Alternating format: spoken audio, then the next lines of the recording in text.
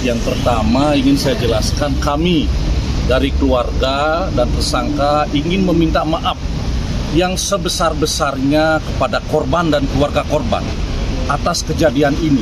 Itu yang pertama, esensinya dari hati yang terdalam.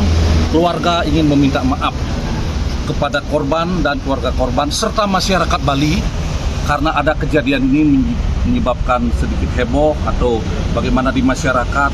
Kami meminta maaf. Itu yang pertama. Yang kedua, kami menginginkan agar diberikan ruang seluas-luasnya untuk bertemu dengan korban dan keluarga korban. Kami dari tim hukum juga orang tuanya ingin meminta maaf secara langsung bagaimana sebenarnya keadaan ini, karena tersangka di keluarga adalah dari keterangan keluarga tidak pernah melakukan hal-hal ini sebelumnya. Berarti ini bisa dikatakan seperti spontanitas lah, yang sangat kita sesali mengapa ini terjadi. Karena track recordnya tidak pernah ada catatan hal-hal negatif dari keluarga. Itu sudah dari tersangka itu sudah disebutkan oleh keluarga. Itu esensinya yang kedua. Yang ketiga, kami mungkin akan mengambil langkah-langkah memeriksakan keadaan tersangka, mungkin ada bagaimana bisa ini terjadi gitu. Dan yang terakhir, kami mengucapkan terima kasih kepada khususnya Polsek Denpasar Selatan atas penanganan yang sudah bagus dan profesional ini, memberikan ruang hak-hak klien untuk kami temui agar intinya kita meminta maaf. Itu aja kami ya, itu saya tambahkan. Kami dari awal, dari keluarga juga ingin meminta maaf karena kami sebagai orang Bali sudah mengakui itu memang kesalahan anaknya beliau. Tetapi di luar konteks hukum itu, sebagai orang Bali dari kampung, dari Karangasem juga ingin meminta maaf secara langsung, menemui korban dan keluarga korban.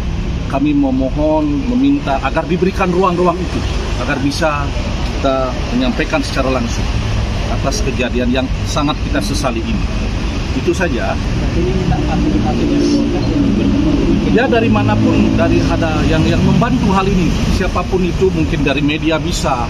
Yang jelas diberikan ruang untuk kami meminta maaf. Itu esensi yang pertama, meminta maaf yang sebesar-besarnya, yang tulus ikhlas kami meminta maaf. Karena kejadian ini sangat disesali oleh keluarga besar. Itu. Pak, sebelum kejadian, tersangka ini pernah curhat nggak ke orang tua terkait permasalahan di kerjaannya gitu? Tapi memang sebelumnya benar yang dia sebenarnya mau jadi kapal pesiar.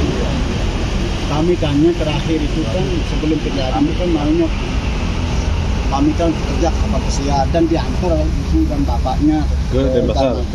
Katanya udah naik pesawat kan balik kan orang tuanya.